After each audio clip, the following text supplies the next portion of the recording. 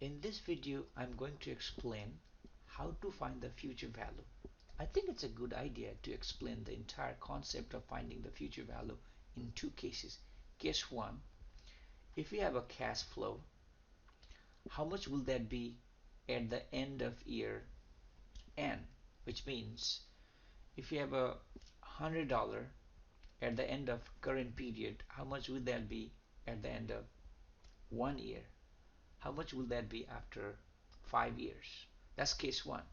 Case 2 is if you have a multiple cash flows, meaning if you deposit $500, 1,000 or 1,500 in next 3 years, how much will that be at the end of year 3? So these are the two examples. So let's get into this example first. So in this first example, I'm going to explain how to find the future value of a cash flow at the end of year 1. So I have an example here. So I have $100 at the end of the current period, and I'm trying to find how much will that be at the end of year 1, right? Whereas the interest rate is 10%. So no brainer, it's very simple, right? So you have $100, you get 10% interest, so the total interest would be 10% of 100 is 10, right? So the total would be your initial $100 plus the 10 interest is going to be 110, right? It's very simple.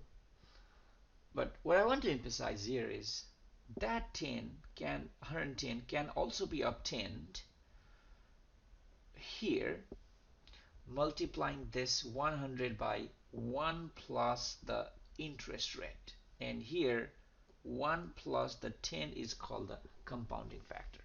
So if you have 100 at the end of year 0, then that will be 110 at the end of year 1. So let's see another example here. In this example, same question, but I extended the number of period here. Now let's say that you have 100 in the current period. How much will that be after 2 years, right? So like earlier example, so we have the interest for year 1 and the future value of 100 at the end of year 1 would be 110. So for the second period, you get the interest on the amount that was at the end of the year 1, right? So your interest would be $10. So how much will that be then after 2 years? Very simple, right? So that 110 is the amount that you had at the end of year 1, and you have the interest 11, so total is going to be 110, 121. Again, what I want to emphasize here is this: you can obtain this 121 by multiplying this 100, okay, 100 by this compounding factor 1 plus 10% to the power 2. Remember here, you want to find the future value of this 100 after year 2. That is why the power is here 2. So in this example, then if you had 100, now after 2 years that will grow to 121, right? Very simple. So let's see another example.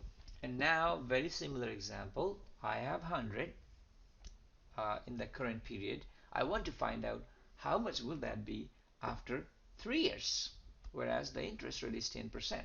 Like we just did, you'd find the interest first year and then add this interest to find the amount after a year, and you find the interest for second year. Similarly, you can add and then find the amount at the end of year second, and now you have the interest. So how much will that be then after 3 years, right? So 133.1. But again, I want to emphasize here, we can obtain that 133.1 by, if you multiply this 100 by this compounding factor 1 plus 10% to the power 3, because you multiply power 3 because there are 3 periods. You want to move that $100 to 3 period forward, right? That's why the power is 3. So if you had 100 in current period and the interest rate is 10%, then after 3 years that would be 133.1. So let's see an example, but more in general sense. So this example is saying, okay, if you have $100 current period and your interest is R, how much will that be after n years, right? If you remember the formula, you can find how much will that be after an year. Simply you multiply your initial amount by your compounding factor, right? Compounding factor. So more general case, if you have present value and you have the interest rate R, you want to find the future value after year n, then your formula to find the future value is going to be present value times 1 plus r to the power n. So this is called compounding factor again, and this formula is a takeaway formula. Everyone should know. The formula is saying that, okay, if you know the present value and you want to find the future value, right? The way is this. You know the present value, right? You multiply this present value by 1 plus r to the power n, and that gives us how much the future value will be after year 1, so year n. So this is a very powerful formula, and we're gonna use that concept in the next 2 examples. All right, that is for all, like how do you find the future value if there's one cash flow. Now let's move on to next level, which is our case 2. So here I don't have one cash flow, I have 3 cash flows.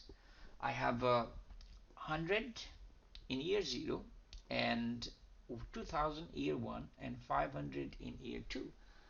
Now I want to find how much will be the future value for all these 3 cash flow. So what you can do is you can find future value for each of these cash flow. Remember formula, right? Remember the formula. Future value, if you want to find the future value after year n and you know the present value, then it's going to be 1 plus r to the power n. That's our formula, right? So we have $100 here and we want to find the future value after 2 periods, period 1 and 2. What you do? You multiply this 100 by 1 plus r to the power 2, and that is going to be 110.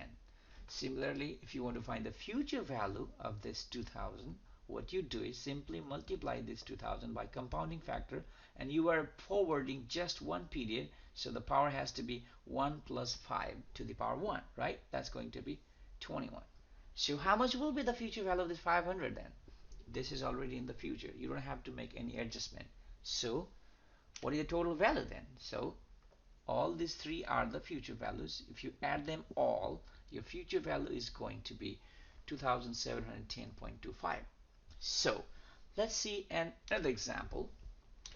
Again, in this example, we have 5 cash flows: 100, 2000, right? 500, 5200. And now I want to find out how much will be the future value of all these future cash flows, right?